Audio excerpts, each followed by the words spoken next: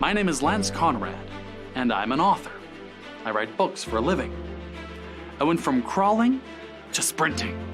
Now I could run through not just one world, but many. Live not just one life, but hundreds. He wants to marry her. He'll have to come to Tetron. How about a nice spoiled cousin who bullies him all the time, right? What if these two characters fell in love? What if these two characters fought to the death? Show me him standing up against an entire army single-handed. And drove most of the race before hopping out to run the last one. That's a little bit different. True story, by the way. Somebody went on a trip or somebody came into town. There's your plots. They took that big old forehead and just crashed every brick, board, and brother in the house. Let me tell you a story. Ladies and gentlemen, welcome to Story Stream. I, of course, am Lance Conrad, here with Mike Forsyth, and we are here to talk about siege warfare. Yeah. I learned new words researching this. Oh, really? Me too. Yes, such as circumvallation and contravallation. You run into those? I have not. The Romans were incredibly good at this. I don't know what it means, so I believe you. So the whole idea of siege warfare is you would have a city and you would have walls. Yes. And it would be really, really hard to get past the walls because people could sit on the walls and drop stones and arrows and oil and rocks and whatever onto you and kill you, right? Gravity's on their side. Yes. Yes. Yeah. All that good gravity. And so you had to figure out a way of getting past those walls. But there's also those things of they could come out of the walls, right? To attack you, to sneak by, to get everything. And Sally Forth, I to believe. Sally, is the... yes. Yes, Yeah. Sallies. Or Vocabulary. sorties. Sorties and sallies. Send sorties. There's so much vocabulary in this one. I love it. There really is. Uh, We're going to try to keep this like entry level, but but no. wow, when you dig into this, there is, well, it makes sense. This is a field of engineering that has been going on since the 300s BC. Oh, I mean, yeah. longer even, but like as far as the science of breaking down a city wall. Yeah.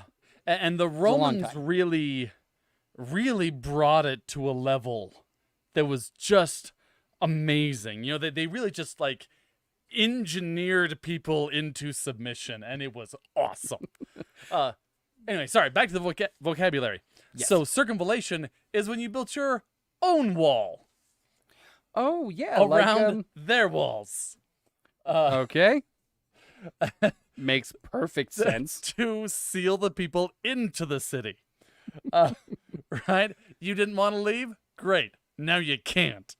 And then there's contravallation, where you build a wall guarding from the outside, right? Yes. So you've got a city and you've got people coming to attack, and so you want to defend against those. I believe Julius Caesar at Elysium, was it? Mm-hmm. We did a word of the day about this. Built both. A circumvallation to keep people in the city, and then a contravallation to keep out reinforcements. And yeah, they just essentially like, I'll take your city wall and I'll raise you two. Like, we can build walls too. Anyway, it We was can build amazing. them faster and better. So let me tell you my first story is going to be about, or is going to contain circumvallation. Okay. And I found this one incredibly topical because of all the stuff going on in the Middle East right now. Okay. Right now, I'd say it's been for a very, very long time. This whole conflict over Jerusalem and the Jewish people in Jerusalem, all this sort of stuff, the state of Israel. I am already delighted because this means I won't have the most depressing story. Yes, we're going to talk about the moment when the Jewish people were driven out of Jerusalem and Jerusalem itself was destroyed in its entirety. The abomination of desolation Yes. is what it's referred to as in the Bible. Yes. All right. It's not actually in the Bible, but it's...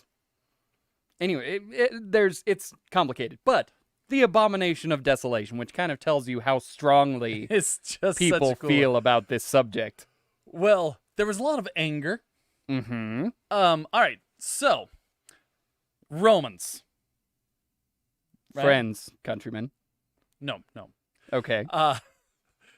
You got the Romans, and they are, managing a lot of different places, but you have Judea and Jerusalem that is, a little bit of a sticky situation because they don't like being subject to the Romans or anyone else. Right. Bit of a chip on their shoulder about freedom. The chosen Right? people and the everything. chosen people, absolutely. And the Romans actually, on average, did okay. They generally had sort of a hands-off policy, except when they didn't. And I won't go through all that history because, honestly, it's a little bit boring. But we end up with a bad Roman governor, Gessius Florus. I'm going to be referring to my notes for some of these names because there was a few. Gessius Florus is a little bit more antagonistic towards the Jews, and the Jews are getting more and more kind of riled, and then he doubles down by going into the temple treasury and taking 17 talents of gold and silver claimed as overdue back taxes. That's not going to go over well. It is not going to go over well. Of course, the temple is the center of the Jewish faith, community, everything. Now, right? why did he think he could get away with this? Because you can't do that in Roman temples either. I mean, the Romans were a little bit more loosey-goosey about their religious observances than the Jews were, because the Jews were very, very dedicated. But even in Roman temples, you couldn't just wander in and start taking stuff. No, as near as I can tell from the story and context, he was stupid. Oh. Incompetent. Really kind of messed stuff up. Well, that explains a lot. The Romans actually had some fairly good policies regarding, local cultures.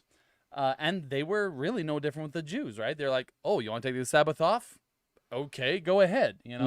Don't do this. All right, go ahead. Render unto Caesar that which is Caesar's. Render unto as long God as you pay that taxes, which is God's. do what you want, right? Okay. But yeah, this guy was a little bit more heavy-handed, kind of spurred on by the Greeks, of all people. The Greeks like to kind of poke at the Jews, and they did some more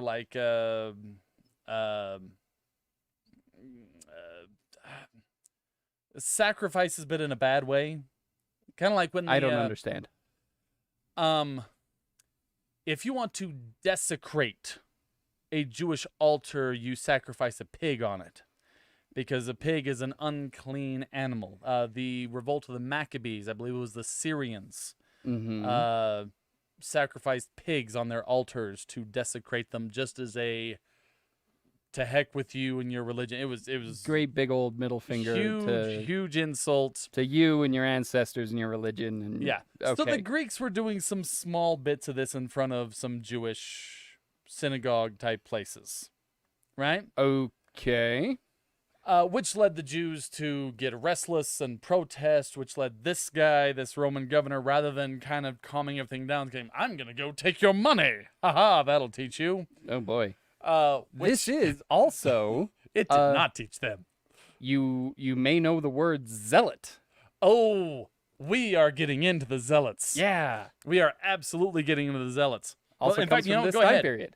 Tell us who the zealots were, because that is one of the players we're about to bring in. The Zelotes? Yes. Yes, they were a sort of a... I don't know. I don't want to call them like a Jewish nationalist group, but they were a group that heavily resented Roman rule and were actively agitating for Jewish independence. Is Yes. the short version. But they were so zealous about this that their name became a literal synonym for zealot. Yeah, bordering on fanatic, Yes. right? And so, yes, we do absolutely have these zealots, and they are right here in the middle of this, and they are, they are zealous, and yeah, They're sure enough, throwing rocks and they're throwing rocks. Well, actually, so this governor goes and takes 17 talents, Which is a lot of money. It is a lot. It's a lot. That's not You- take a penny, leave a penny. Yeah, that's more than a single person or even a few people could even carry by sheer weight. It's a fair amount. It's a lot of money. Right. So the Jews actually don't revolt at this, but they do start mocking him. Okay? There's these baskets that you'd carry around for poor people to try to raise money, like a collection plate. Mm-hmm. And you had some of the young Jewish people going around and collecting for the poor Governor Florus. I like it. So did I. And so he moves in thousands of troops. Oh, no sense of humor on this guy. No sense of humor. Zero chill. Okay. So yeah, they protest, they joke about it, and he moves in troops. This very quickly escalates. I'm not going to go into the minutia. This very quickly escalates to open revolt. They actually enjoy a series of successes, driving the Romans out of different cities, pushing back until they can't anymore. Again, not going into the minutia. But then they kind of like sink in and fortify. Okay? Yeah. And in the south, right around Jerusalem, you have more of the Sadducees in control. Okay. In the north, you have more of the Zealots. Right? Think of these as like two political parties. Right? Okay.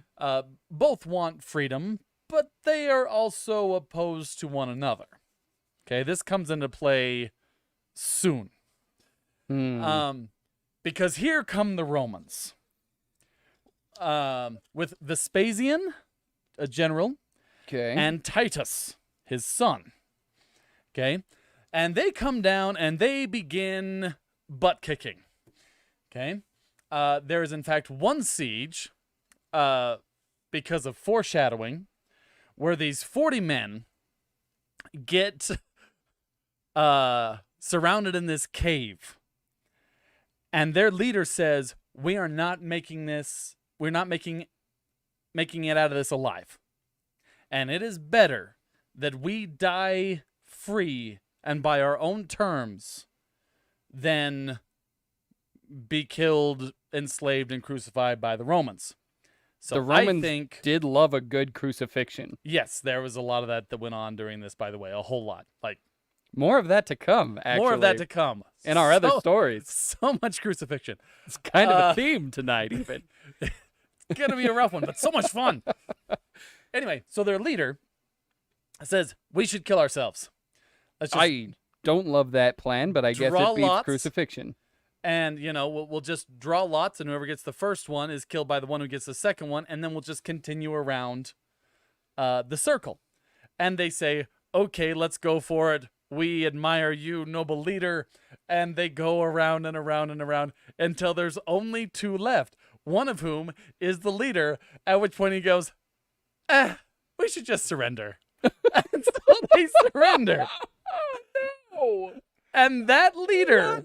yep, this No. absolutely happens. And that leader's name is Josephus. wait, Josephus that The wrote like Josephus. all the historical records that we have about this time? That Yes. Josephus? Yes. So No. everything that you're about to hear, the vast majority of the history that we know of that time is being written down, seen through the lens of that guy. Oh boy, I am conflicted. So are the Jews. I can't imagine why. Because Josephus Wow. becomes kind of like the Jewish historian. He did a lot of defense of the Jewish faith and everything, but also seen as kind of a traitor. Especially since he says that God has given him a revelation that Vespasian, right, the general, is going to be emperor. And No, that he- comes true. That comes true? That comes true. There was an Emperor Vespasian? Am I getting the name wrong?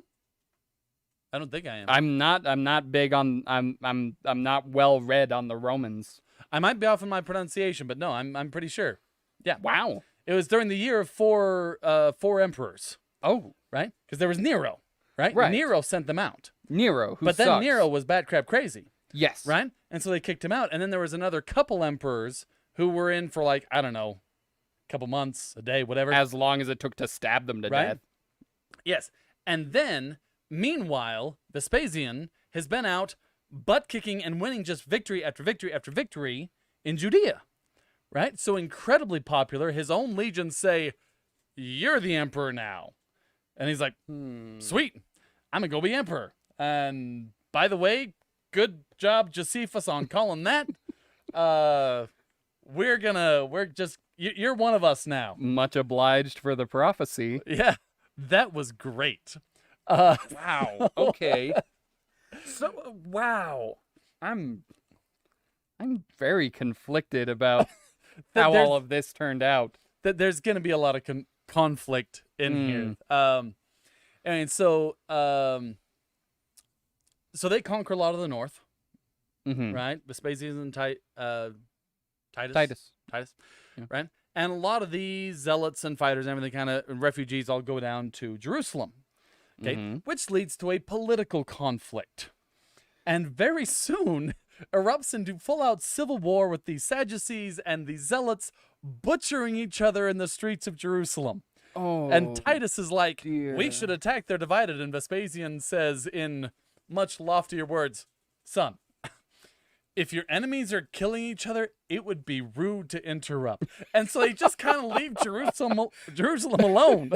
No, let's see how this pans out. No, literally, it's just like, no, we'll just kind of hang out and see where this goes. Yikes. And that goes on for like a year or so, including, so you got the Sadducees, you got the Zealots, kind of connected to the Zealots. In fact, they're often called Zealots, even though they were their own assassin sect. Long before ninjas, long before the Hashashins, how do you pronounce Uh-huh. that? Yeah. Were the Sicarii. The Sicarii. Heck yeah. Tell Might me be about one, the Sicarii. might be one of the first organized assassin cults. Okay? Named after the daggers that they would carry. And they would look like regular citizens. They'd be dressed like everybody else, but they'd all have these daggers, and on a signal, they'd all just pull the daggers, stabby, stabby, stabby. Romans and Roman conspirators or supporters, like any Jews who supported Roman rule, kill them, and the daggers went away, and you just kind of blend into the crowd. Just the world's worst flash mob. Yes, yes. Flash mob assassins. Absolutely, that's what it was. And these were the Sicarii. That's awful. Okay. Kind of cool, but that's awful. Yes. So when Titus does get around to besieging Jerusalem, one thing that the Sicarii do is actually destroy the food stores of Jerusalem What? so that the Jews would fight instead of make peace. I'm not sure what their reasoning was exactly, but they believed that if Jerusalem had food to kind of like keep going, that eventually they'd get worn down and sue for peace and it would all just kind of end. They wanted things to go all the way fighting, and so they actually destroyed most of Jerusalem's food stores. The Sicarii were the most zealous of zealots. Not stable. Yeah, these are the extremists. Okay. Yikes. Yikes. And I'm actually gonna kind of like move past now Okay. because the I Sicarii. assume carnage ensues. Yeah, the Sicarii actually most of them end up out of Jerusalem. Okay. Okay. Or a bunch of them rather get pushed out or move to a different stronghold, a better stronghold that the Sicarii had taken. It was sort of like a Sicarii stronghold called Okay. Masada. Oh no. Is this all coming together for you? Yeah. It was Yeah. the Sicarii, man. Okay. Wow. Okay. There's- All right. Stick with me. We're going all the way down. Okay. So, the Sicarii go and kind of focus a lot of their stuff in Masada. stopping by Ein Gedi. Somebody will have to, the internet would have to correct my pronunciation, where they pillage all the goods from this Jewish town, including massacring over 700 women and children. From a Jewish town. Yes. I'm assuming they were collaborators or thought to be or something. Or they thought if they killed all the women and children that the men would fight harder. What is I'm no longer sympathizing with our main characters here, Lance. Because it gets weird. It gets Okay. weird. All right. So that's the Sicarii. Mm-hmm. And so we kind of take them. There's still, of course, a major element in Jerusalem who are going to fight right to the very end. But there's also a chunk that go off and fortify in Masada. And we're going to get back to Masada, so I'm going to finish up real quick with Jerusalem. We could spend an entire evening just on the siege of Jerusalem because it is bitter. Okay? This is yard by yard, wall by wall. Jerusalem had 3 walls. Okay? Oh, it was wow. a triple-walled city. Right? And each one, they're going. And then the Romans did a circumvallation, so there was technically a wall outside that one to keep the Jews from getting out and getting food. Right. Right? And so it is just bitter fighting. There's one time where they took a thing, and it was actually a fire trap, and a bunch of people died. A bunch of Romans just burned in this trap sort of thing. And yeah, it was just like, for real, like the most intense fighting, and the Romans are getting mad. Like anyone who tries to leave the city is crucified and put on this contravallation, essentially. Yikes. Or circumvallation, sorry, not contravallation. And so, yeah, it's getting real bad, and they're fighting for every inch. And as they're taking the city, like, right, we're past the 3rd wall into the 2nd wall, they are then destroying everything. They're taking the walls down, raising the buildings. Like, we're done. Mm-hmm. There's not going to be a Jerusalem after this, and take it all the way to the temple. Temple was kind of like the last holdout, and yeah, just slaughtered everybody, razed everything to the ground, full destruction. Jerusalem is no more. Israel as a state is no more until modern times. But there were some little holdout fortresses, such as Masada. In case the abomination of desolation wasn't, by the way, that is the you'll hear that come up sometimes in Sunday school, depending on how like historical your Sunday school teacher happens to be. In the Bible there's a prophecy about the abomination of desolation, that very soon Jerusalem is going to be destroyed such that there is not one stone standing upon another. Yep. And everyone inside is going to die. Check. The story with that, the legend with that, is that because of that prophecy, all of the Christians in the city ran for the hills as soon as, essentially as soon as the Romans got anywhere close. They just ran. Pella, I believe. And so survived, and that's the tradition that surrounds that. But yeah, that's the abomination of desolation. Is Jerusalem, this ancient city, center of the religion, center of the nation, is gone. Yeah, destroyed entirely. And yeah, Titus actually takes off and leaves a different Roman general in charge of the mop-up, including Masada. Okay, just these few little fortresses that are still left that mostly just fall pretty easily. Except Masada is such a perfect fortress. Okay, it's already on this sharp-sided plateau. Okay. Right? So you pretty much got cliffs all around. Only way up is this zigzag, I think they called the Serpent's Path, back and forth, all within complete view and attack of defenders.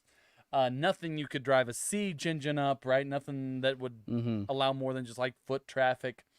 All of this sounds so cool. Huge cisterns fed by rainfall, essentially infinite water. Okay, they don't need to go outside. Huge storehouses, just these huge granaries, room to grow more food. This place can't be taken, right? The Sicarii got it essentially by surprise. Like, right, the Romans had it there. They kind of jumped in like, "Ha, I gotcha," and right. Right. I've played Assassin's Creed. I know what happens. Anyway, One guy's sneaking around for a few minutes, hiding in bushes. and yeah, there were palaces. There were Herod the Great put in a swimming pool. Oh wow! I mean, this was a nice place, right? Comes this with was, a pool. Yeah, this was fortressing with style. There were public baths. I mean, it was kind of a nice place. But yeah, most of all, incredibly defensible. Okay. Like, ridiculously defensible. And it helps that we're manned by ultra zealot assassins. Oh yeah, yeah. There is going to be no surrender at all. You can't starve them out. You can't just rush the walls. And so the Romans change the landscape of the country. There's this spot that at least has a little bit more of an angle, and they're like, all right, we need a hill that we can push a siege engine up going up to that wall.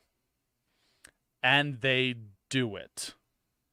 It takes them a while, and tens of thousands of men, including Jewish prisoners of war, just bringing dirt. Again, this is before the age of dirt movers. But yeah, they're bringing in dirt and rock and supporting timbers, and they build. You can see it to this day. They created a path up to Masada. Yeah, they shifted the landscape. Oh dear. T-shirt idea: Masada fortressing with style. Oh. Nope, this is politically charged. We dare not touch that. Yeah. Let's see it. All right. We have an actual prop here. So if you can picture, the original landscape was more like a natural curve, right? Thank you for making me a part of this. Like this, right? Where you really wouldn't have much of an angle here. And essentially this is what they filled in. Okay, and yeah, wide enough that it just became permanent. And then they create a siege engine to come up there and attack. These were created by our cameraman, Jacob. These are awesome. But we're going to... they come up and with this siege engine and start breaking down the walls. The Sicarii actually push them back and create a second wall of wood and dirt, which is kind of battering ram proof, right? If you layer wood and dirt, it can batter against that all day. But then the Romans bring out fire and start burning it down, and their siege engine starts burning, but then the wind shifts and the wall starts burning it. It's just this... The Romans are just this unstoppable force, right? Like nature itself must bend to our conquest. Yeah. Sort of a thing. And finally the Sicarii realize this and go and come to the same conclusion that Josephus did in that cave. Of better to die free than crucified and enslaved by the Romans. And sure enough, they draw lots. Sorry, this is where it gets dark, boys and girls. Every man kills his own family, right? Not going to outsource that. Yep. And then they draw lots for 10 men to go and kill all the other men. And then one of those men kill the other 9, and then he kills himself. Because generally suicide was frowned on, so you wanted other people to kill you. Yeah, suicide. If you commit suicide, you go to hell. I guess worse hell than killing your family and friends. Yeah. I don't know. I'm now to this day it is a rather extreme thing, and still to this day the Israeli Defense Forces As part of their oath, they say Masada shall not fall again. Okay, Masada continues to be a rallying cry. Not so much the like, we will kill ourselves or whatever. Like, no, it's like never be in that position again. Never get driven back into that corner. Is kind of the feel of it. But yeah, to this day, Masada is still very, very controversial, because on the one hand, you have people who see it as this absolute freedom or death, independence or death, an absolute commitment and loyalty. And there are those who say those were a bunch of extremist nut jobs and should not be followed. But yeah, and I said that's something, a conversation that has been going on now for literally thousands of years. Wow. Was this an inspiring example of absolute commitment, or was this a cautionary tale about the dangers of absolute fanaticism? Okay. I don't have an answer for you. Oh, and by the way, their circumvallation of Masada, because they did throw one up. Uh-huh. Well, why not? If you're there anyway. It was made out of stone. Mhm. I just want to give you an idea of the sheer Roman engineering prowess. Mhm. They created a stone wall 3 meters high, Okay. over 2 miles long, Ouch. I believe in under 3 days. Wow. Yep. That is We want not a a lot wall of so they days. can't get out. Just there you go. There's a wall. Come at us. Right? And the Romans did this sort of thing. Right? It was not like we're going to begin a building project. Like, no. Boom. Wall. Circumvallation. And yeah, they were that fast at it. It was amazing. And yeah, they just engineered new situations for themselves. I'm actually going to circle back to this in a later one, but I've been talking for a while. Your turn. What you got? My turn. So, we changed not we. The Romans changed the layout of the countryside. Yeah, it was really it was terrain that favored the defenders, so the Romans changed the terrain. I'll see your changing the terrain and raise you taming the sea. Oh my. We're going to talk about the Siege of Tyre in 332 BC by none other than story stream favorite Alexander the Great. So, Alexander, this is 332, so he's like 24-ish at this time. 23, 24. Just he a is baby. a child. He's just a boy. To be But- clear, you can't rent a car in our state until you're 25. So Alexander would still not be trusted with an automobile. Correct. He is a child. But that being said, he has conquered a massive amount of land. He has conquered Greece. His father mostly conquered Greece. But he's conquered all of that area around, and he has now defeated Darius once. Persia. Yeah. He has defeated the Persian army in this great battle, pushed them back, and they kind of said, okay, let's finish this, come into the Persian heartland, and let's finish this. And he said, nah, fam, I got other things to take care of.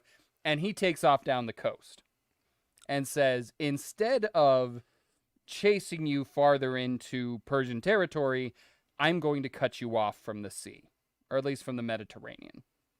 So he takes off down the coast, and at this point, everyone has heard Alexander, this Macedonian bumpkin, has defeated the King of Kings, Darius. He's very feared. Yeah. I mean, the Macedonians were already scary, but now he has proven no one in the world can stand against me. So he comes down the coast, and everybody is saying, yes, we are on your side. Please don't hurt us. And he just kind of... Please come, welcome. Please come, welcome. Yeah, oh, no, absolutely. We support you. have some figs or whatever. So he's just kind of going down the coast, and everybody's completely on his side, and everybody's like, "Oh yeah, no, we'd love to be part of your empire. This all sounds like a great idea." Somebody's just printing Team Alexander shirts as fast as they can go. Yes, and they're selling like hotcakes. Until he gets to Tyre.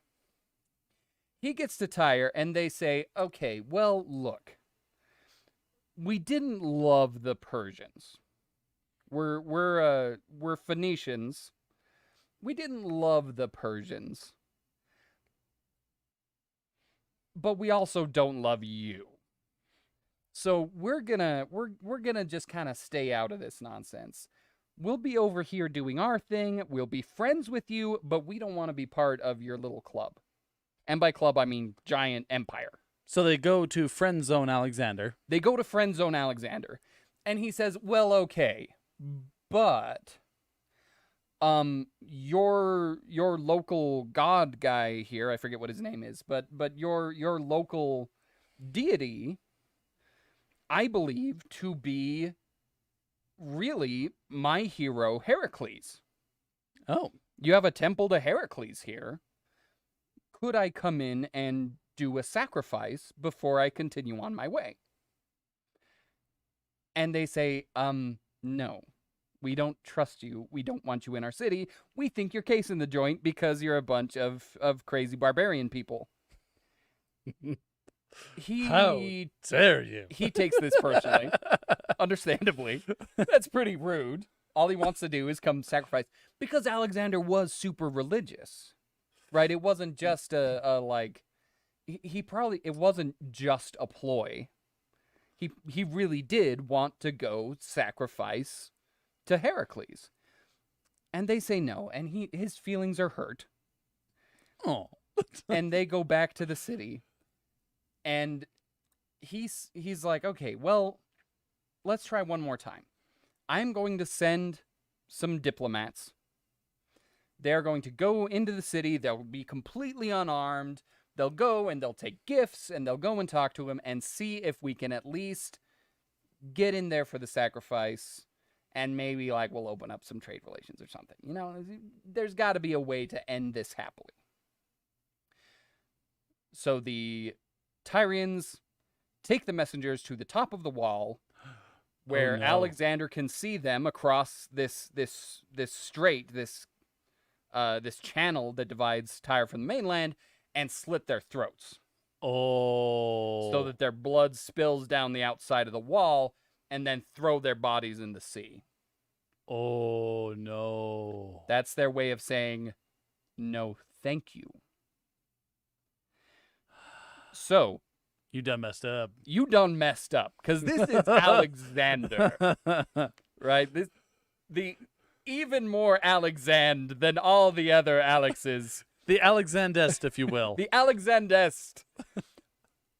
He's very upset about this. Yes. Very upset. But there's a problem. Specifically, Tyre cannot be taken. It's like you said about Masada. This can't be taken. There's no way. Geographically perfect. Geographically, it is perfect.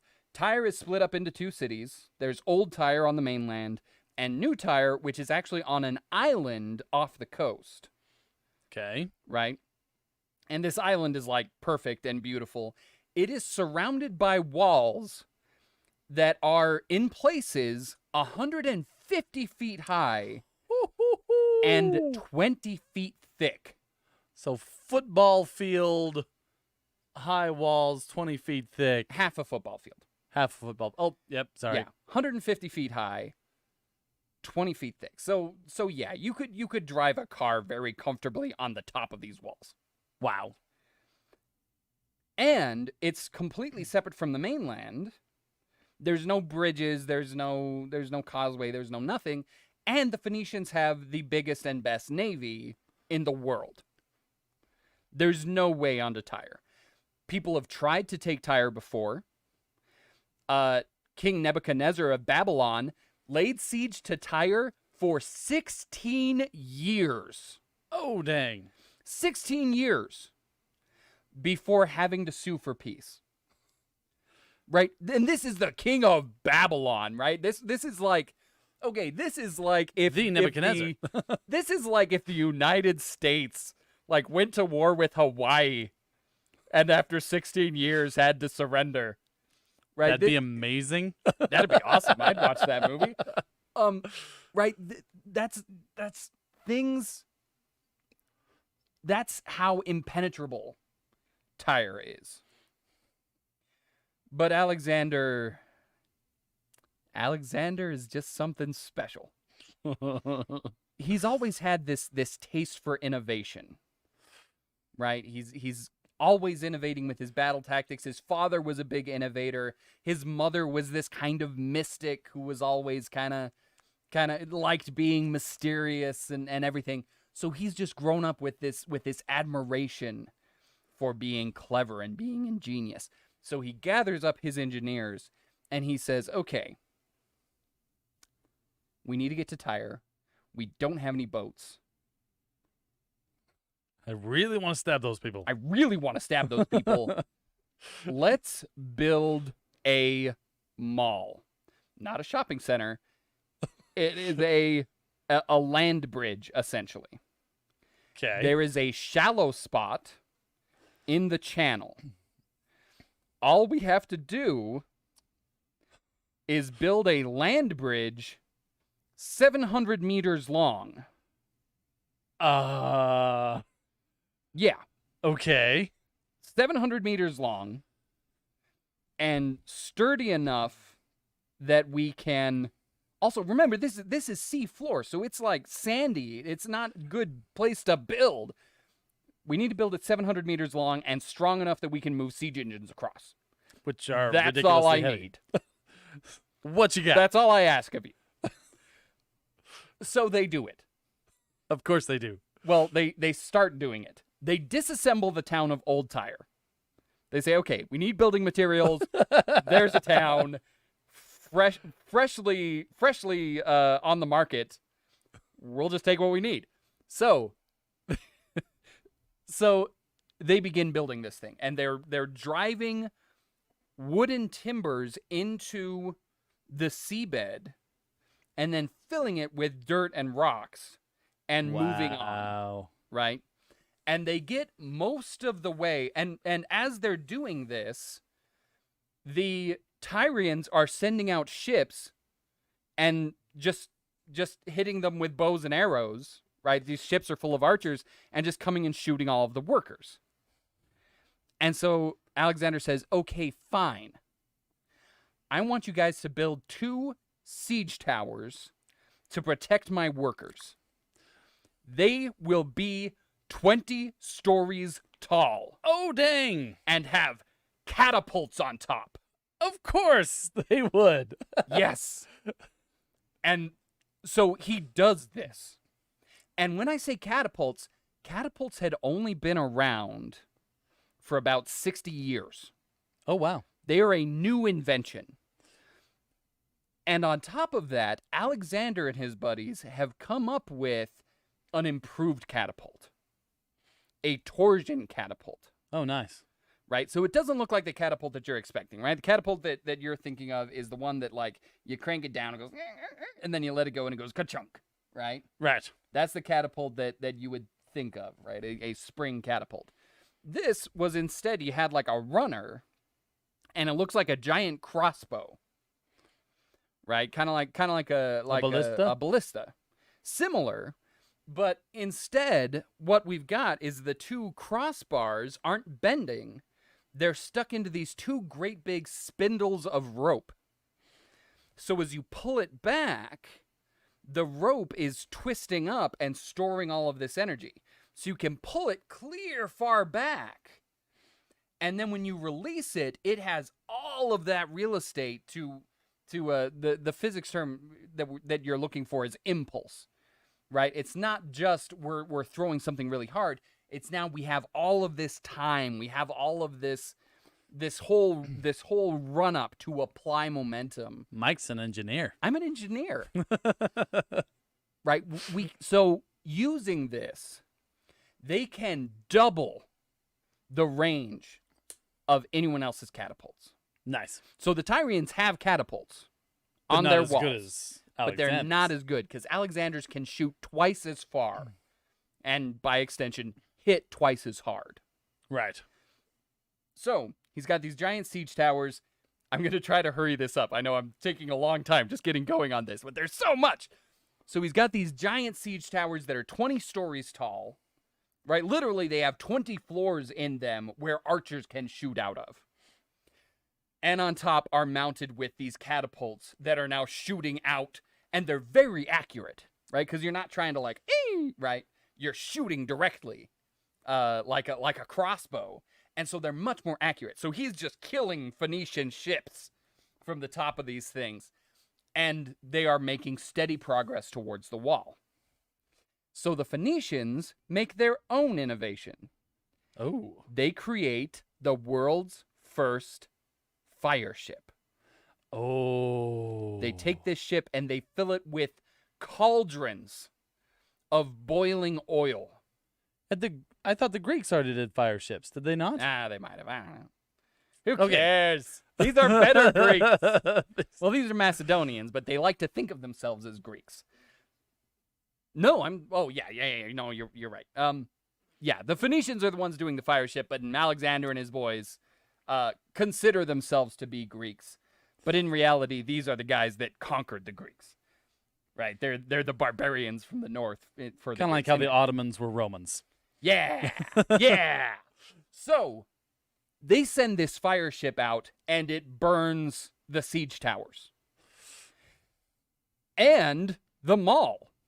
Oh, dang. Remember, it's wooden supports holding this all together, and it's in this narrow channel where the current is very strong.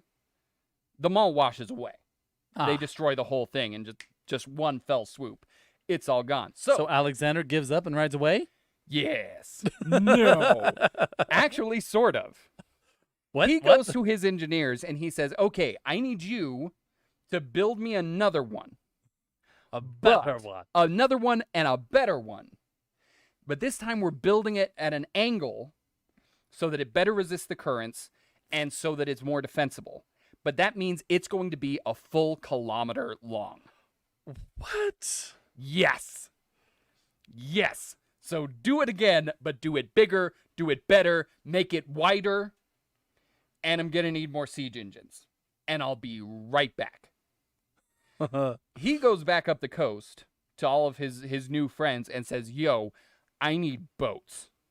I need all the boats you can give me because we are about to have the world's biggest naval battle and I need all the help I can get. So he goes skittering around, grabs all of these ships and starts bringing ships down, right? So now we've got the world's biggest navy versus like a collection of all of these smaller navies. And the Phoenicians are still just running out and kind of making a pain of themselves. And by making a pain of themselves, I mean killing the workers and engineers and you know, slowing The things down. Phoenicians were known as the masters of the sea. Oh, yeah. No, they can't be stopped. They are the best sailors, and they are incredibly well-trained fighters. This is getting very intense. Yeah. As they continue to build this mall towards it. So Alexander comes back, and now he's got some boats to give them a little bit of cover. Now I have boats. Now I have boats. And if the boats are now supporting his siege towers with the catapults, now they can actually push back and get some work done. And by get some work done, I mean it's time for us to build some great big barges and put catapults on the barges. Right? So they start doing that, and he's like, okay, even better. Battering rams on the barges. We're going to build some giant battering rams big enough to take down the walls. And we're going to swing them between two giant barges. Wow. The Phoenicians are like, well, we can't have that. And they start dropping boulders into the shallows around the city so that you can't get a barge up close. So Alexander's engineers, which he is also gathering engineers from everyone that he's getting boats from. He's like, I need all the engineers This I is can get. becoming a big runaway project. This is, Yeah, the feature creep is out of control. He's like, all right, I need crane barges so that we can put out giant cranes to pick up the boulders that they drop and then load them into catapults to shoot back at them. Oh man. Yes! So it just keeps escalating and escalating and escalating. The Tyrians realize that this is getting out of control. Maybe we made a mistake. Luckily, they have already evacuated all the women and children. It's mostly just fighting men left on the island. And they have been practicing what we would now call commando raids, where they're taking ships out at night and just like running in and killing people and then jumping back on the ships and vamoosing. So they're looking at all this and they figure out that Alexander and all of his all of his muckety mucks, all of his top guys take a siesta. Oh. And they go, you know what they wouldn't expect? So what if we strike right in the middle of the day? While everyone's taking their midday nap and no one's expecting an attack, what if we take our 13 finest warships and we go assassinate Alexander? Oh, you're gonna make him angry. You're going to make him angry. Now, in a mad stroke of luck, when they go to do this, Alexander, only that day, was not taking his siesta. His normal camp and like the place that he would sleep was in the north. He was down in the south looking at something else, and so is there to see their warships go out and start heading north. And he goes, you guys, we can corner them. This is our moment. This is our moment. So he gathers up his navy comprised of all of these smaller, kind of inferior ships. And while they're trying to assassinate him, he comes and blocks them off from getting back to the island and is able to capture and destroy the 13 largest and best ships of their navy. So now he's crippled their navy. They can no longer get supplies in. He's got the naval superiority. Things are coming down to the wire. So they finish the mall. So now there is a kilometer-long... There is a kilometer-long bridge leading from the mainland to the walls outside of Tyre. And they are now trying to break them down. But these walls are still 20 feet thick. They're huge. They're huge, and the Tyrians are now desperate. So things are going badly. The Tyrians are superb archers and have had the foresight to heat cauldrons full of sand until it's red hot. Oh. And dump it down into the siege towers because it gets inside their armor. Oh. And it sets things on fire. And so you've got people throwing themselves into the sea. The current is still very strong. Actually, I don't know what happened to the current when they finished them all. Anyway, they are holding them off.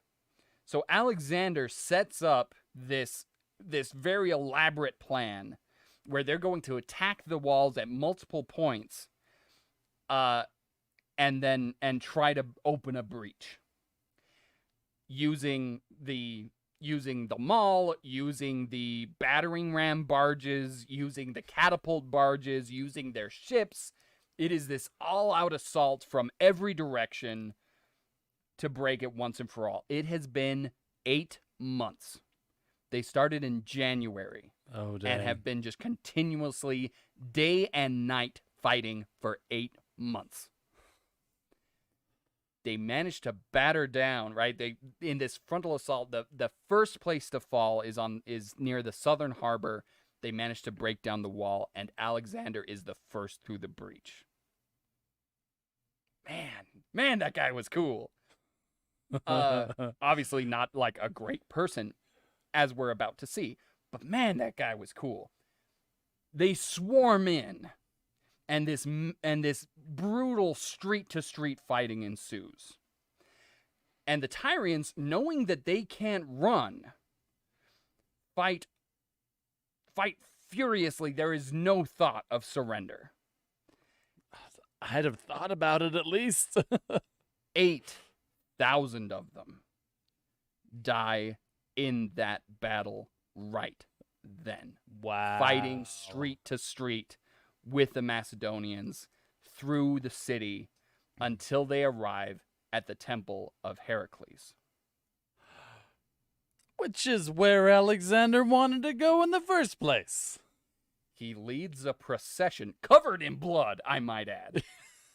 He leads a procession through the city streets, which are also awash in blood, up the steps of the temple, and makes an offering to Heracles. Oh, man. And pardons everyone who had taken shelter in the temple. I'm guessing no one else. And no one else. 2,000 men are crucified. Oh! In a ring around the city. Another 30,000 are taken as slaves. Alexander was known for being merciful, for taking cities and being like, you guys are cool, you're just on my team now. I don't want anybody to be unhappy. I don't want any rebellions. Let's all be friends. This is He was the people major, pleaser. He was the people pleaser. This is the major example where he says, no. You guys You killed my boys. killed my friends, threw them off your walls. Everyone dies. Tried to kill me. Tried to kill me. You die, you die, you die. The rest are slaves. Leave my city. I will populate it with who I please. Oh, man. Don't mess with Alexander. Don't mess with Alexander because it's this chess match of just, I engineered this. Well, I engineered this. Well, I engineered this. Well, I engineered this. And the result is, besides the fact that, like, no one could ever stop Alexander from taking a city from then on, he knew all the tricks. Over the course of this 8-month siege, he learns everything there is to know about siege warfare. And the city of Tyre, to this day, is a peninsula. The mall was so big and so sturdy that it caused a buildup of silt in the surrounding area, so that now the city of Tyre, right, the coastline comes down and comes out. No more and island. continues. No more island. Wow. Though, there is more than one way to crack a nut.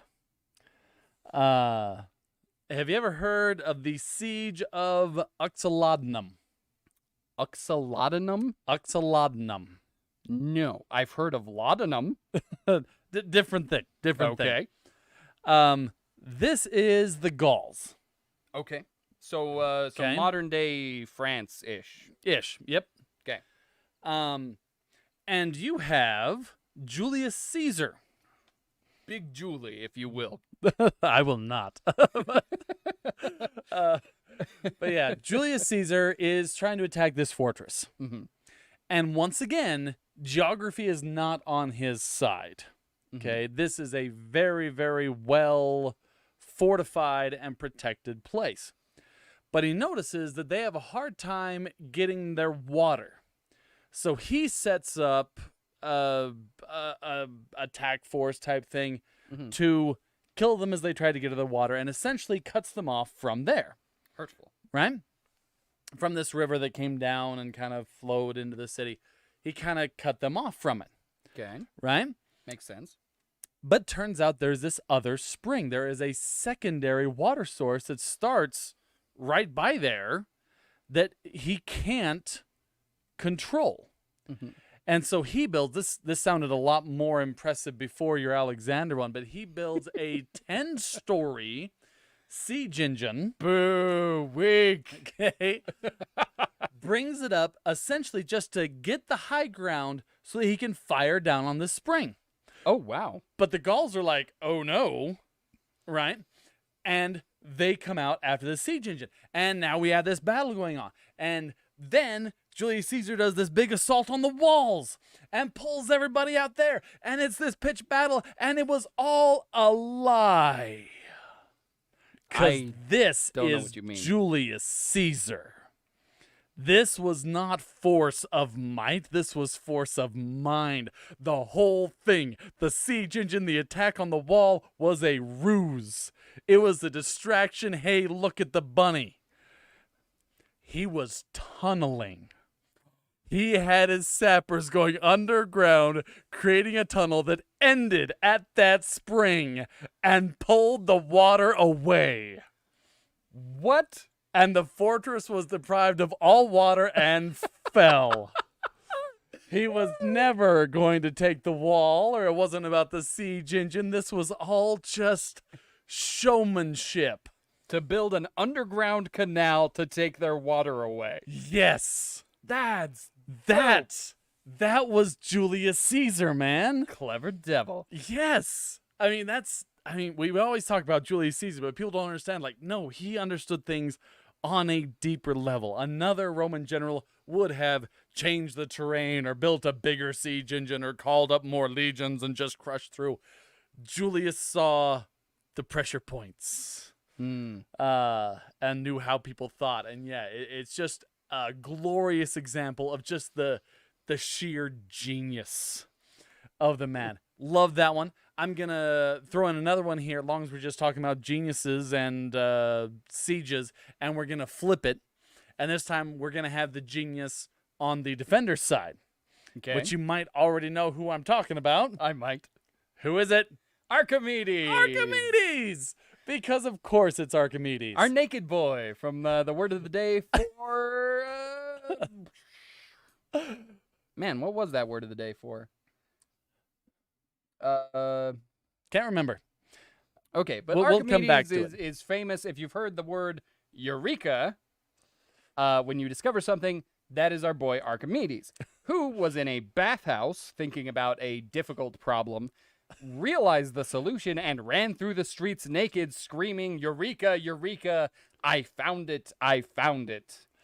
Which, by the way, turns out he had been wrestled into that bathhouse by his students. Oh, really?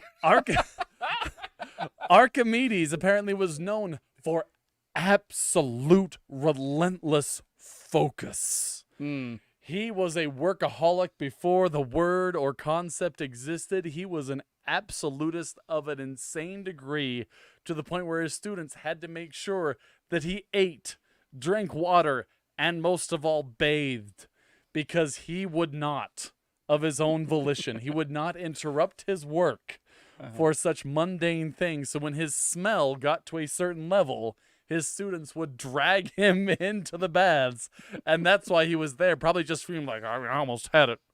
Wait, Eureka, and probably ran off again. So, Archimedes, clever boy. Clever boy.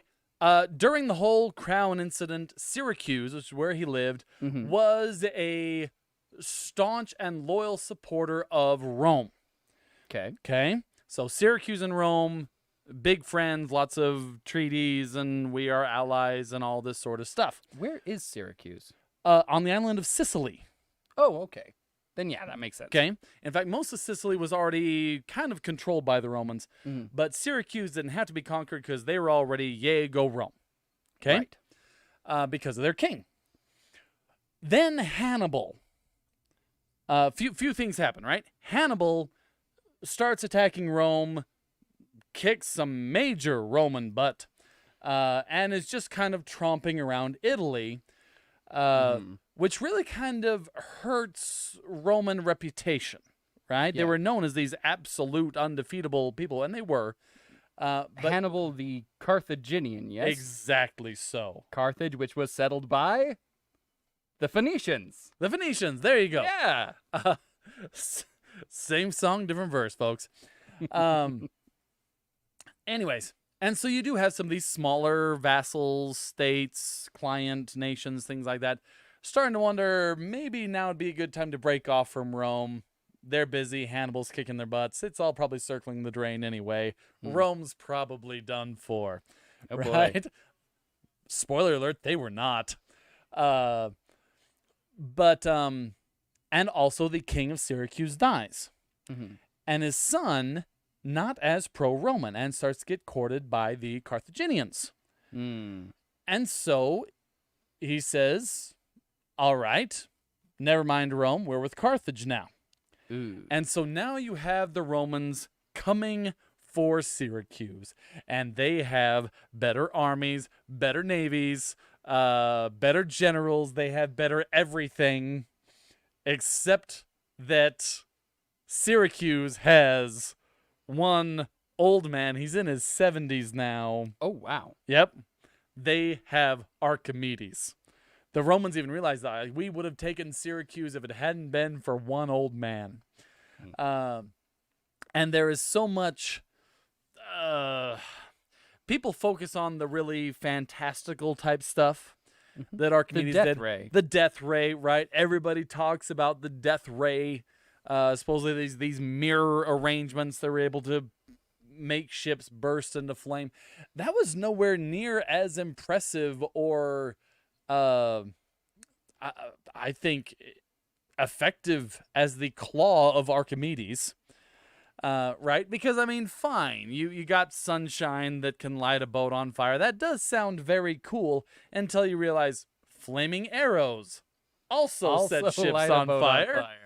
Ballistas with flaming arrows can also light ships on fire. Lighting ships on fire at a distance had been figured out some time ago. But the claw of Archimedes, that was something. Because as the ships tried to come up to the city wall, because it actually was right there on the edge, and the walls on the other side, there was one wall that was protected by marshes. You just couldn't even cross it. It was horrible, disease, marshy ugliness. Right. And their only real land wall was incredibly well defended. Especially since Archimedes was real good with the catapults and ballistas and all that. All those upgrades you talked about Alexander having, kid stuff compared to what Archimedes brought to the game. Incredibly advanced, incredibly accurate. He'd had some centuries to refine the design. 1.5, 1.5, really? somewhere around there. What was Well, your? still 150 years. Yes, and he was Archimedes. 332 BC. Yeah, this is like 213 BC, I think. Okay. Again, somebody might have to correct me on that So one. a century or so. Yeah. But still, improvements. Yes, and Archimedes. And Archimedes. Yeah, there is no denying the sheer weight of genius of that man. But yeah, the claw of Archimedes, so now you had him trying to take it by sea, and these ships would come up, and this claw would come down, grab the ship, lift it into the air, and drop it again. And that's all it took, right? These ships were not meant to fall from distances. So sometimes they go over on their side. Most of the time they would just splash under the water far enough that the water came in and they sank. And Well, yeah, there you go. it was, it's not the death ray or whatever, but I love it. So it was a crane. Yeah, it was a very It was just a effective sea crane. weaponized- It was a weaponized crane. Just there you go. And yes, that is of course the siege where he died. It took them 2 years Oh boy. to get in. Would have won had the Carthaginians not been complete morons. Because they had Hannibal, who was the absolute genius, who was tromping around Italy, kicking Roman butt. But their worst admiral and their worst general were the ones who were going to support Syracuse, and mostly just did a really bad job of it. So hard to find. Almost good help. all historians agree it was just completely botched. They had lots of opportunities to relieve Syracuse and just got lost or waited for some reason. It was all bad. Bummer. But yeah, they actually sent a soldier to find Archimedes and bring him back because the Romans did not want Archimedes killed. Right? We do not want to kill this guy. We want to meet him. right? Shake his hand, like whoever this guy is, we want him. Right. There's the quote from the Roman general saying something about Archimedes is like a child playing with teacups, but my ships are his teacups. Yeah. No, Something like that. he uses my ships as come on, I can almost remember it. He uses my ships as ladles to fill his teacups, I believe. It was something like that. It was something like that. Yeah. Cool. Anyway, and yeah, unfortunately this soldier sees this old scholar drawing in the sand, and which, by the way, he was always going, even when his students made him bathe. They said he would even be drawing stuff in the oil on his body, right? He would be drawing on himself just all the time. This guy had no stop. Anyway, so he was drawing, and this soldier came and scuffed, right? Stepped on his circles, and he said, "Don't mess up my circles." Got all up in his face, and the soldier killed him. Great. Which was just stupid. Good job, dude. Anyway, so there's a couple absolute geniuses. Julius Caesar on the offense, Archimedes on the defense. Just really fun stuff. All right. We're already over time, but let's go a little bit longer. One more. Once again with the Roman Empire. Again, a lot of theme But stuff with the Romans. It's a little bit different because it doesn't actually include Rome anymore. We are going to be talking about the 1683 Siege of Vienna. Oh, heck yeah. This is going to be fun, folks. It's so good. So good. There's so much here. So, once upon a time, the Ottomans come out of Central Asia and they conquer modern-day Turkey and take the city of Constantinople. Which at that point was the center of what was left of the Roman Empire. Was the capital of the Roman Empire. Right, yeah. The Byzantines, there was no Byzantine Empire. They called themselves the Romans. Yes, correct. Right?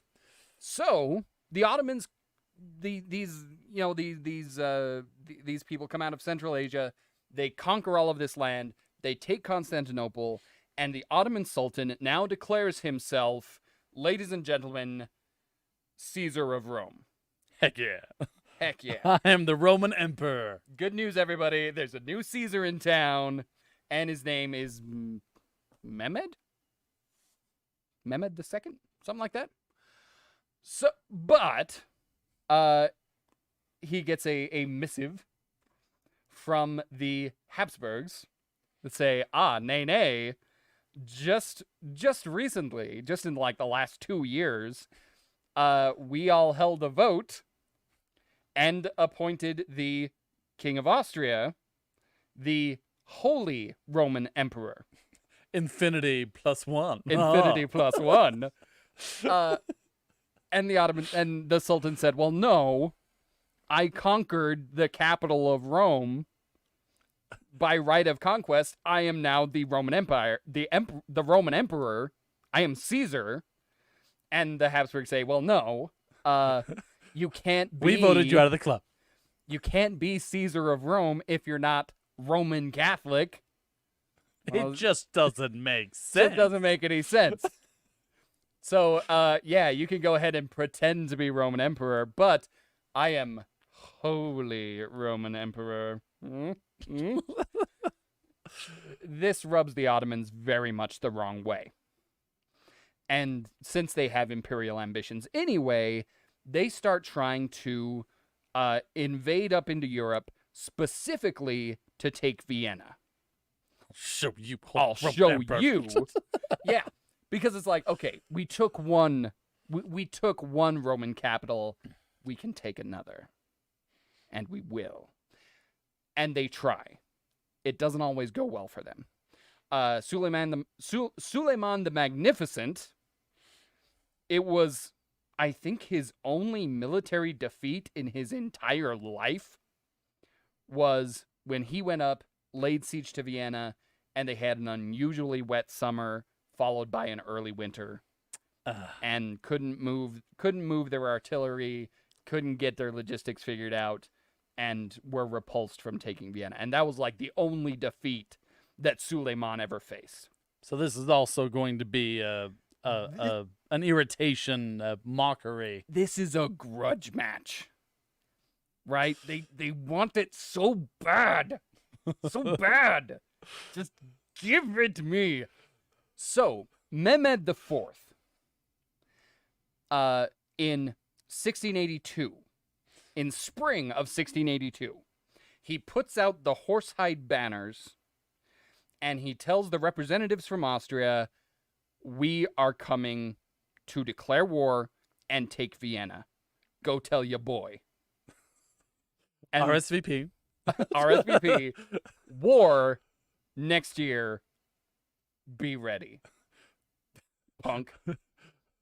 Playground, after school, by the flagpole, you and me. Yes. So he gives them a full year.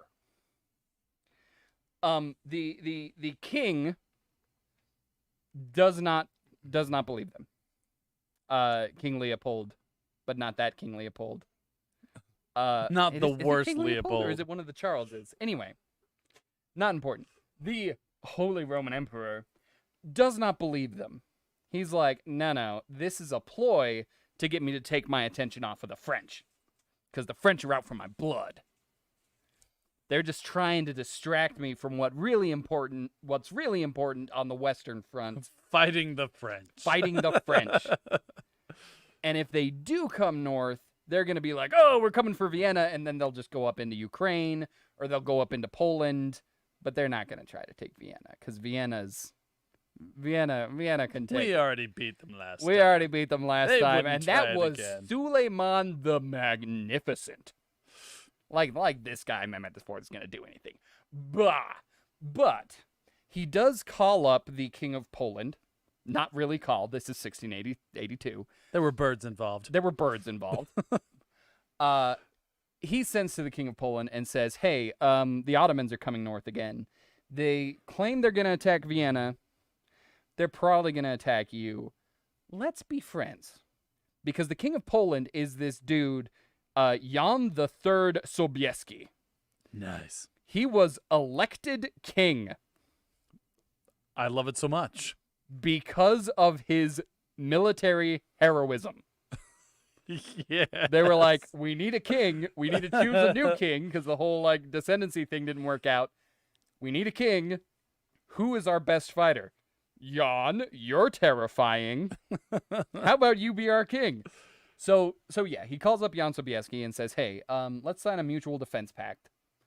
If they attack us, which they're not going to do, you come protect us. If they attack you, we'll come in, cut off their supply lines. We'll take them out together. It'll be fun. Now, Mike, I have to ask, do they have any sort of name for this new club? This agreement they had? Oh, not yet. Okay. Actually. But, okay, what you're referring to, and which we will get to very shortly, is, and I hate this, it is the Holy League. Yeah. The Holy League. In case we hadn't rubbed in the whole Holy Roman Emperor thing yet. God loves us, not you. God loves us, not you. Yeah. So they signed this mutual defense pact, and then they just kind of ignore the Ottomans and are like, you're a bunch of savages and whatever. We're going to ignore you guys. The next year, the Ottomans show up. They've got 170,000 men. And the best artillery in the world. It's real serious trouble. And the king still has not really made preparations. Was that today? Was that today? Okay, no, okay, this is how bad it was. July 7th, 1683. Is when he receives the message. It is 1 week later that the Ottomans arrive at the city. That is how close he cuts this. It is 1 week before the Ottomans arrive that he's like, I should probably do something.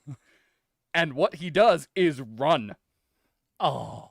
He forms a convoy of 60 to 80,000 of the city's wealthy and nobility and pieces the heck out. He is out of here. Oh, you're the worst. Even as all of these refugees from the surrounding countryside are pouring into the city. Oh, no. He's taken off and he's leaving behind a stripped down garrison of like 15, 16,000 men. Don't worry, people. I will lead our wealth to safety. Yes. Oh. Yes. So he's leaving behind this tiny garrison, like tiny in comparison. 15, 16,000 guys. It's nothing to sneeze at. But against an army of 170,000? Yeah. Yeah, no, not good. But he does leave behind some pretty decent leaders. Ernst Rüdiger von Starrenberg Bless you. is left behind as the commander of the garrison, and he has kind of a so-so record, but he is known for being just very, very composed under pressure. Right? The man has quality. ice in his veins. Even if he hasn't proven to be like a genius, man's got ice in his veins. And he doesn't need to be a genius because they hired one. Ooh. A couple years before, he had hired this German mercenary named George Rimpler to be the chief engineer of the Holy Roman Empire. And his job was, prior to this, he had gone around and had been a military advisor specifically for sieges all over Europe. Right? He had advised the Dutch and he advised the Venetians, and he's just been all over the place just seeing how sieges work and how the best fortifications are made. So while everyone else has been like, the Ottomans will never come here, we're going to do great, he has been looking around going, this is awful.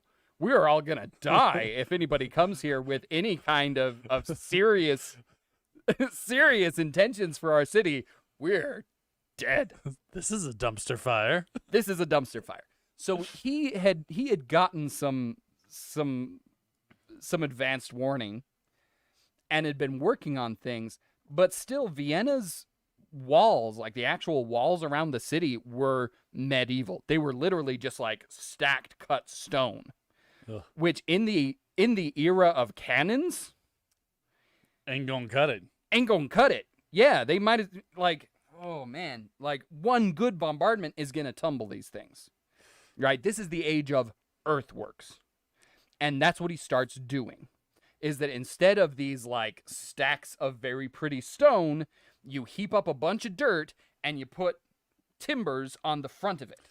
So that when it gets hit by a cannonball, the front of it explodes into splinters and the back of it is fine. So that when the bad guys come to try to climb over this thing that they just bombarded, they're going to be climbing through a forest of razor sharp fragments. Nice. Yeah. So he sets up all this stuff. He builds these what are they called? Revlins? Out in front of the city walls, which are like these triangular mini fortresses that channel attackers into these overlapping fields of fire. And then in front of that builds earthworks, and in front of that builds a palisade, and behind that builds trench works. Okay, so he's serious about So he's this. serious about this, right? He's putting in bunkhouses and all of these things. He's like, okay, this is as smart as I can possibly make this. What's his name? Charles, the king's stupid friend, his duke that he's left in charge of the armies, goes out to meet the Ottomans, right? We're taking the bulk of the army. We're going to go and we're going to stop the Ottomans from surrounding Vienna so that we can keep supply lines open. And he goes out and he deploys, and his messengers come up and say, the Ottomans are behind you. You missed them. How bad are you at your job? You were late. They have been and gone. They are surrounding the city, and you now have nowhere to run to. You are just adrift with this giant army between you and the city. So he skitters away with, again, most of the army, leaving Vienna to try to hold off this massive, well-trained, well-supplied army that has some of the best engineers and artillery in the world. And things get crazy really fast because Rimpler is a genius, right? He knows his stuff. He's holding everybody off. I'm going to try to go fast. But he's set up all these defenses. And he's like, all right, now we just hold fast and wait for the bombardment. And then he is exploded. Oh, no. Because the Turks, the Ottomans, they are Turks, but the Turks are like an ethnic group within the Ottoman. Anyway, the Ottomans brought expert sappers who are tunneling underneath. They actually have this method of digging where they can dig these very small, fast tunnels because they have these little short picks, and they dig in like a seated, like crisscross applesauce position, and are able to just like and just like move underground very quickly. And they're measuring this out and are able to just dig underneath these fortifications and set gunpowder mines and skitter back out and blow up the fortifications. Did you know that from the times of antiquity, one thing that they would do is they would set out bowls of water and watch for vibrations to track where tunnels were coming in so they could fill them with water or poison gas? Wow, like Jurassic Park. Heck yeah. Rimpler had a different idea. He had people volunteering to go down into the cellars and basements of the city and put their ears to the walls. Oh, see, they needed And bowls of water. I guess, yeah. Anyway, so Rimpler gets killed in like the siege starts on July 14th. He's killed like within the first 2 weeks. Ah, man. So like our genius that has given us like the means to actually protect ourselves, he's dead. He's dead and gone. So things are already getting nasty. Now the actual fighting starts in earnest because you've got the sappers coming in. They blow up the fortifications, and the Ottoman soldiers, including Janissaries, who are these like elite shock troops, come pouring in, and everybody's killing each other. Now they've got muskets. This is before the era of rifles, but they've got muskets, and like big, reliable, scary muskets. They've got swords, but the thing that they're using the most is grenades. Oh, boy. Because you're all in trenches, so you just get close to each other and you start throwing grenades up over the top. Right? Ooh. So it is this absolute bloodbath as the Ottomans are trying to get in through these fortifications, but it's this maze of bunkhouses and fortresses, and people are shooting down at them. And they try to set up a temporary truce so that they can go in and retrieve the bodies, right? So that everybody can go out and get bodies and come back out. Von Stromberg says, nah, that just gives you a chance to scout our defenses. You're just going to have to walk by all these dead bodies if you want to try to get into our fortifications, and that's the way it is. Deal with it, guys. Oh, man. So they're just walking through this forest of corpses to try to get in there. But that's not even the craziest thing. So all of that fighting is going on above ground. But the scariest, the freakiest fighting is going on underground. Because the sappers are digging under the fortifications, trying to capture these kind of mini fortresses outside the walls, and trying to collapse the walls of the city itself. Because everything else is kind of moot until they can actually get up and into the city. So they're digging under the walls. Engineers inside Vienna start counter-tunneling. They are digging down. Mole wars. It is mole wars. They are digging down under the city, trying to find and collapse the enemy tunnels. Oh, man. So you're digging down there in the dark, and suddenly you punch through, and there is a dude with a pickaxe, like this close to you. Ready, go.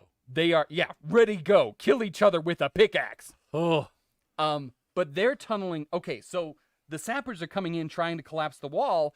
The counter-tunnelers are tunneling out, setting fire to their tunnel supports, trying to collapse the tunnels behind them, or trying to set fire to their fortifications, or trying to set counter mines to blow up their ammo depots. How's the ground doing with all this tunneling? It is dry and rocky. It's perfect for tunneling. Okay. It's flawless. So you have this just network of tunnels going underneath all of these trench works, right? And they're both setting off explosives underneath, trying to kill each other. This is hellish. This is hellish. It's awful. This goes through the whole summer. It is the beginning of September when things start going real bad, because they've managed to get in and capture one of the Renlins, right? So the Ottomans have now made it through like the outer palisade, over the earthworks, through the trenches, through the bunkhouses, and now they've taken a Revelin. Now they have a straight shot to the actual wall of the city. And they blow it up. Blow up their chance or blow up the main city? They blow up the city. They blow up the wall of the city. There's this big empty spot right in front of the palace where there aren't any towers because it was aesthetically not pleasing. Gotta have it be pretty. Gotta have it be pretty. They go and they time it perfectly, and they're like, okay, here's what we're gonna do. At the changing of the guard, when there's twice as many guards on top of the wall, boom, we blow the wall. Kill all the guards. We storm it. We go into the city. We kill everybody. We win. Which, by the way, they had given them a chance to surrender. And this wasn't like a surrender and convert to Islam or whatever. No, that wasn't a thing. The Ottomans didn't believe in that. It was a surrender, and you can just be Ottomans, and everything will be fine, and you don't have to worry about your religion, and we're not going to steal all your stuff. Just surrender and be cool about this. And they said, nah. Don't make it weird. Don't make it weird. So they go, they set it up, they set off the explosives right at the shift of the guard. What they didn't realize was that in a truly, like, it was one of those times where bad practice actually won out. Rather than having the new guards come up and then the old ones leave, the old ones had left and were like just off the wall inside, hanging out with the new ones when the wall exploded with no one on it. And two shifts of guards standing right behind the wall going, oh, dang, as it collapses. And now the entire Ottoman army is trying to push through this narrow gap. They had already prepared a barricade to push into that area, a spiked barricade to push in if the wall was breached.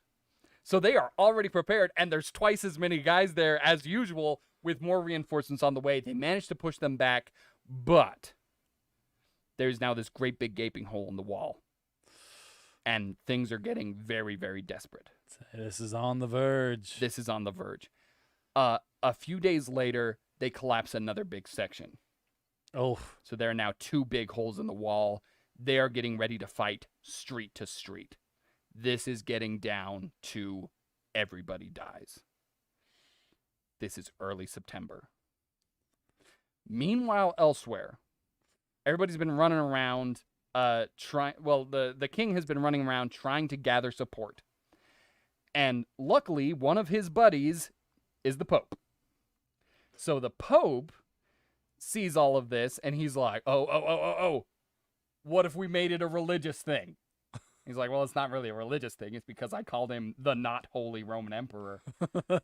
There's a lot more going on here than religion. And the Pope was like, yeah, but what if it was like the Crusades again? You know, we'll do the Crusade thing again, and then people will forget about us like killing all these Protestants. People won't be worried about like all of the human rights violations that we've been doing, and people will be all about killing Muslims again. It's gonna be great. Just like the good old days. Just like the good old days. Oh man. And Leopold's like, okay, I guess. Yeah, whatever. And he says, okay, I'm gonna expand, right? We're gonna expand this whole like you and Poland thing to everybody. We're gonna try to get everybody into name. The Holy League. And we're going to get all the Catholics in on this. And even some Protestants. Oh. Yeah. I'll be danged. Protestant Saxony joined the Holy League Okay. until the immediate threat was over, and then everyone treated them terribly and they left. Well, yeah. Yeah. But yeah, so he sells this as like a big religious thing. Now, that oversimplifies things because there were Protestants fighting on the side of the Ottomans, and there were Muslims fighting on the side of Vienna. Oh boy. So that's not really. It wasn't actually a religious thing. It was very much a political thing. But when the Pope gets involved, everything's religious. So they go and they gather as many reinforcements as they can, and they arrive early September. It is down to the last couple of days for the city. It's the last that they can hold out. And they show up, and things get awful. Now, first, the leader of the Ottoman army, I haven't even talked about him. I'm trying to go fast, but there's so much Mustafa. material here. Kara Mustafa Pasha. He is the Grand Vizier of the Ottoman Empire. And, okay, get this backstory. His family have been Grand Viziers for, like, the past, like, 3 decades. Right? They've just been, like, kind of passing off the office, and they have been major players in Ottoman politics for a long time. But Kara Mustafa Pasha is adopted. Oh. Right? So imagine that you've got like some orphan boy that's like adopted into like the Kennedys or something.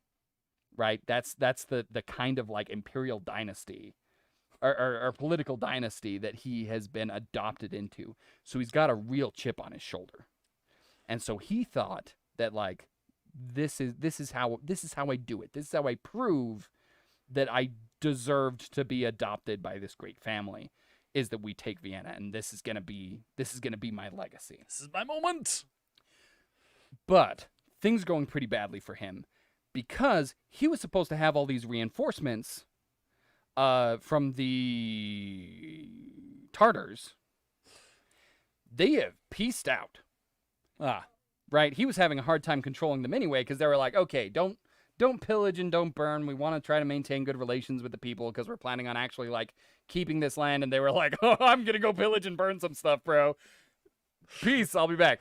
And then they did not come back. Oh. They just pieced out and were like, I'm sure you'll be fine.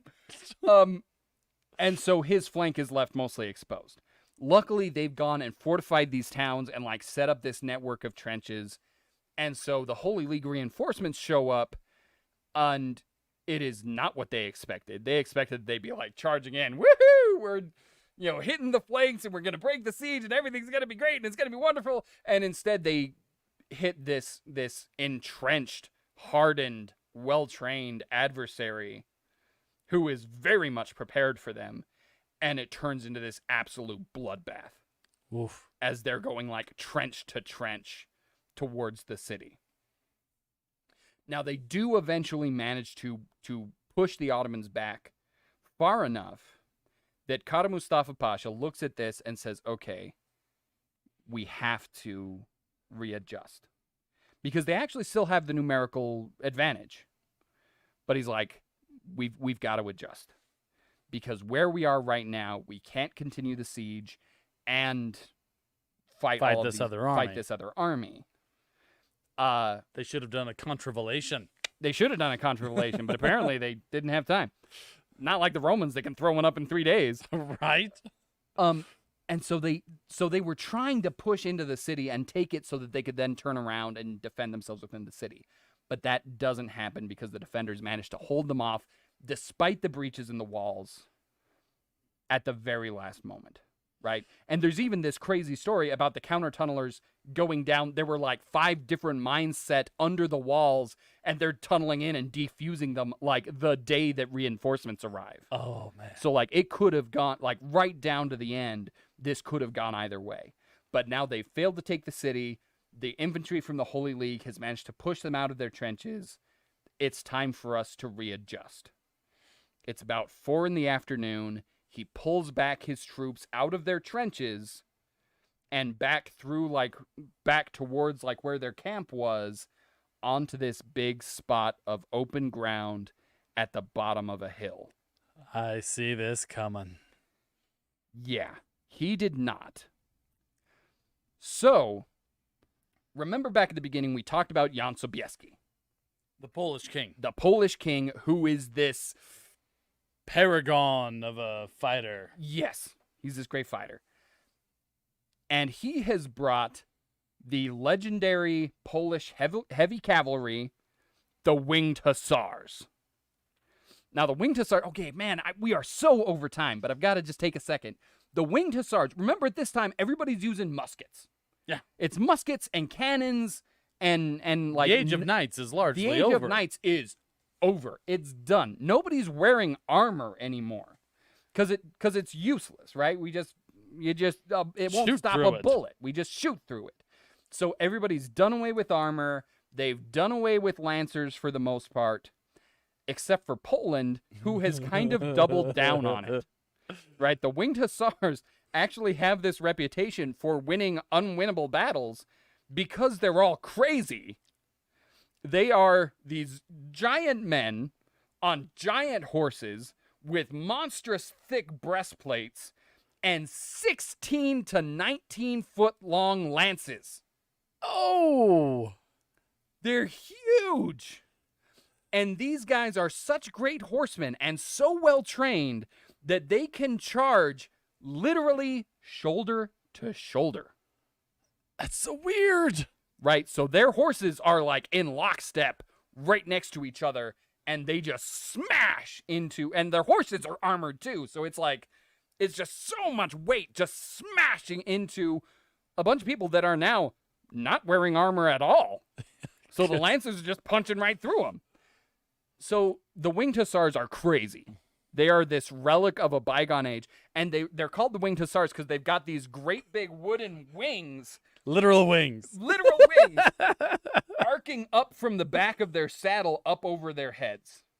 And they make this eerie, like, whooshing, rattling sound as they charge. Oh, man. And, okay, on top of that, they've got the great big shiny breastplates, right? If anyone was wearing armor at all anymore, it was like blued or blacked, right? Because you don't want to be a great big shiny target. But on top of that, they would wear like leopard and tiger skins. Oh, I do have to throw in one small thing. Tell me. Because the original purpose of the wings, Ryan, one of the few ways that, regular infantry could defend against heavy horse was a simple lasso, right? Rope. You throw a rope on them, pull them to the side, and, get on people pulling. You just kind of pull them over, and then they're too heavy to get up, and you go and you pound on them. Yeah. Right? And so Especially the wings, because the hussars were often tied to the horse. Yes. Because saddles were too heavy. Right? So you had these wings meant to either block the rope, or if they did get it over, it would still catch there on these, feathers sort of things, and they just pull off a wing. Worth noting, by the time of the Battle of Vienna, that wasn't really an issue anymore. So by the time of this charge, they were wearing them because they looked awesome. Because they were awesome. Yes. So, Jan Sobieski has been watching this, like, bloodbath going on underneath all day. And he's been holding back the Polish cavalry. He sent, like, 120 guys to, like, oh, yeah, go help out and see how bad things are. They didn't come back. They were mostly killed. But he's been holding back the Holy League cavalry this whole time because cavalry's no use in a trench. In trenches, yeah. Less than Right? worthless. It's completely worthless. But he's been sitting back there. He's got the 3,000 winged hussars and 15,000 cavalry from the Holy League. And so he sits up on this hill and says, wait for it. Wait for it. And it's about 4 p.m. in September, and the Ottoman forces start to withdraw. And they're moving back, and they're pulling right into this position where it's Jan Sobieski and his cavalry, the retreating Ottoman army, and their camp, all in a line, and the sun is going down. Stuff of legends, kids. Stuff of legends. Jan Sobieski rides to the front and leads it himself. Oh. 18,000 cavalry. And this is towards the end of the age of like lancers, right? This is far and away the largest cavalry charge in history. They ride down and what was a very well considered and strategically sound withdrawal is suddenly hit by this massive go for broke, all or nothing, hit them with everything you have cavalry charge. Thousands of tons of metal and horse flesh. And it shatters them. Right? They go from this very, very well-established and prepared Disciplined. army that's prepared for the long campaign into shattered remnants scrambling over the countryside. They are destroyed in a single day after months of siege. Oh, man. Now, By guys with wings. by guys with wings. Yeah, the people watching, right? The infantry watching, like, stop and stare, right? The guys still in the trenches, like still like fighting in the trenches, stop and stare as they said it looks like a storm cloud, because you've got the winged hussars, which are all shining in the sunset light, that are all shining, and behind them the darker shape of the Holy League cavalry just rolling down this hill and smashing into the Ottoman army and just driving right through them and scattering them. Oh, man. The siege is broken in a single day. The Ottoman Empire never again is able to get that far into Austria. Kara Mustafa Pasha, our boy, there are two versions of this story. In one of them, the army is shattered, and he fights his way through the winged hussars to rescue the battle standard of Muhammad and bring it back, and is able to then retreat and escape back to Istanbul. The other version of the story is he sees the infantry break and lose the trenches behind, and he said, "Peace out," and he takes the battle standard and leaves before the winged hussars show up at all. So there are two versions of the story. Either way, he does make it back home, where the Sultan just sends an executioner with a silk cord. Because he's nobility. Because he's nobility. And the account is that he just, the guy shows up, and Kara Mustafa Pasha knows what he's there for, and the guy knows what he's there for, and he just goes and sits down. So the guy wraps the cord around his neck and just accepts it with the grace of a saint. Because he knows he gambled it all, and this is what you get when you lose. Sometimes the dice come up snake eyes, man. The Siege of Vienna. So yeah, from July 14th to September 12th of just constant, brutal, often underground fighting. Ending with the charge of the winged hussars, which was the inspiration for the Battle of Helm's Deep in The Lord of the Rings. Oh, yep. I absolutely see that connection. Yeah. Well, nice. Well, that is an excellent story to end on. Dan Burnett. We have bad news for you, Dan. It just said favorite podcast. Keep it up, guys. Yeah, about that. We're not. So we've been doing this, I don't know, about 6 months. Something like and, that. We will occasionally do one, but honestly, there really hasn't been the support, really. And so this is going to become a little bit more periodical. We'll do some when we have something special to talk about. But as far as our every Thursday schedule, I'm afraid next week is going to be our last one of this regularly scheduled programming. So as far as this regular Thursday thing, we're kind of going off the air, with next week being our last. Yeah. Next week we are doing The Good Guys. Yeah. This is just us. We're going to be having fun with this one. It is our heroes, just some of the greatest stories of the greatest people from history. Or just crazy people. Or just crazy people. It's As going to the be our case may favorite be. people. Not gonna lie, it's mostly gonna be the stories we want to talk about. So, do not miss that one next week, Thursday, 6:30 p.m. Mountain Standard Time. Might be the last one for a while, so Might be sure the to last tune in. one for a while. So yeah, don't miss that one. It's gonna be a lot of fun. And thank you everyone who has joined us and supported us. We have had a lot of fun with this, and we just wish that it could have gone a little bit bigger. But yeah, it didn't. So, but we had fun, dang it. Yeah. Thanks, everybody. Have a good night. We'll see you next week.